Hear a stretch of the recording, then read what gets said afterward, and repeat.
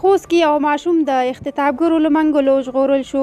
2 ورځې وړاندې د رحمان ګل په نوم ماشوم د خوست ولایت د صبرۍ ولسوالۍ څخه اختطافګرو تښتولی و چې د دې ولایت د اسلامي امارت چټکو ځواکونو لخوا د پرله پسې تعقیب او پلټنې وروسته نن ورځ د یو چک پواینټ پر مهال یاد ماشوم د اختطافګرو څخه وژغورل شو او خپلې کورنۍ ته وسپارل شو.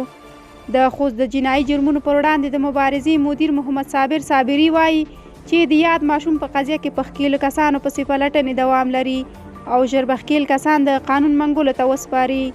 ګوتریش: که مرستې ونه شي افغانان به له لوږې سره مخ شي.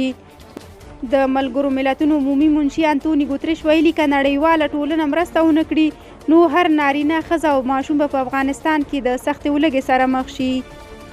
هغه په خپل ټویټر پاڼه لیکلي چې د افغانستان د اقتصادي سقوط د مخنیوي لپاره باید همدا اوس اقدامات وشي او داسې حل لارې چارې پیدا شي چې د میلیونونو افغانانو د کړاو مخنیوی وشي. د ملګرو ملتونو عمومي منشي تېره اونۍ هم د افغانستان د شاوخوا $9 میلیارده د بیرته خوشي کېدو غوښتنه کړې وه.